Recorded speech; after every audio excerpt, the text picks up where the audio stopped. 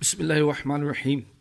محترم ناظرین، آج ہم ایک ایسے پتھر کا ذکر کریں گے جو بہت ہی عجیب و عجیب تھا۔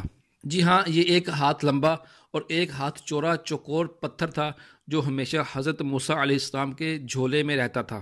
مبارک پتھر کے ذریعے حضرت موسیٰ علیہ السلام کے 2 معجزات کا ظہور ہوا، جن میں سے ایک معجزے کا ذکر ہم یہاں پہ اپنے اس ویڈیو میں کریں گے۔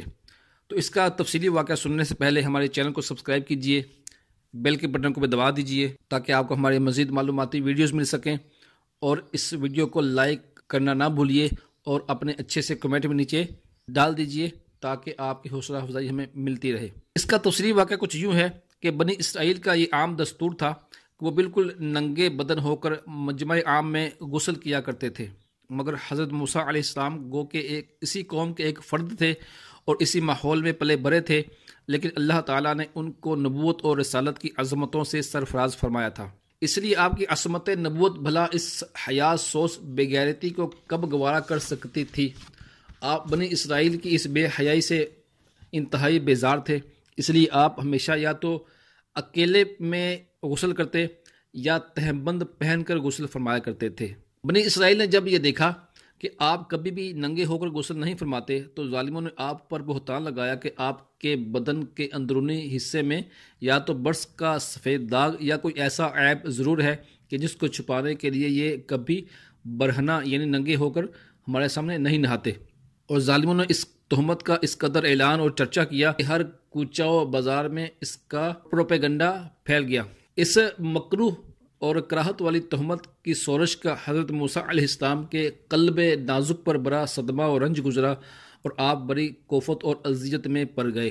تو اللہ تبارک و تعالیٰ اپنے مقدس کلیم کے رنج و غم کو بھلا کیسے گوارا فرماتا؟ اپنے ایک برگزیدہ رسول پر ایک عیب کی تہمت بھلا خالق عالم کو کب اور کیسے اور کس طرح پسند ہو سکتی تھی؟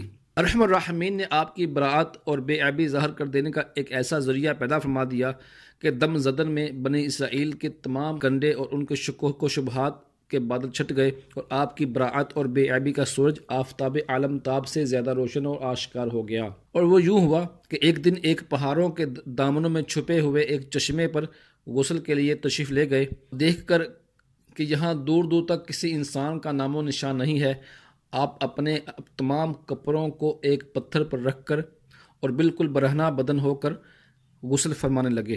غسل کے بعد جب آپ لباس پہننے کے لیے پتھر کے پاس پہنچے تو کیا دیکھا کہ وہ پتھر آپ کے کپڑوں کو لیے ہوئے سرپٹ بھاگا جا رہا ہے۔ یہ دیکھ کر حضرت موسیٰ علیہ السلام بھی اس پتھر کے پیچھے پیچھے دوڑنے لگے۔ سو بھی حجر یعنی اے پتھر میرا کپڑا، اے پتھر میرا کپڑا، یہ فرماتے جا رہے تھے، مگر یہ پتھر برابر بھاگتا رہا، یہاں تک کہ شہر کی بڑی بڑی سڑکوں سے گزرتا ہوا گلی کوچوں میں پہنچ گیا، اور آپ بھی برہنہ بدن ہونے کی حالت میں برابر پتھر کو دوڑاتے چلے گئے۔ اس طرح بنی اسرائیل کے ہر چھوٹے بڑے نے اپنی آنکھوں سے دیکھ لیا کہ سر سے پاؤں تک آپ کے مقدس بدن میں کہیں بھی کوئی عیب نہیں ہے، کہ آپ کے جسم اقدس کا ہر حصہ حسن و جمال میں اس قدر نقطۂ کمال کو پہنچا ہوا ہے کہ عام انسانوں میں اس کی مثال تقریباً نہیں ملتی۔ چنانچہ بنی اسرائیل کے ہر فرد کی زبان پر یہی جملہ تھا کہ واللہ ما بموسیٰ من باس، یعنی خدا کی قسم موسیٰ بالکل ہی بے عیب ہیں۔ جب یہ پتھر پوری طرح حضرت موسیٰ علیہ السلام کی براعت کا اعلان کر چکا تو خود بخود ٹھہر گیا۔ آپ نے جلدی سے اپنے لباس کو لیا اور پہن لیا اور اس پتھر کو اپنے جھولے میں رکھ لیا۔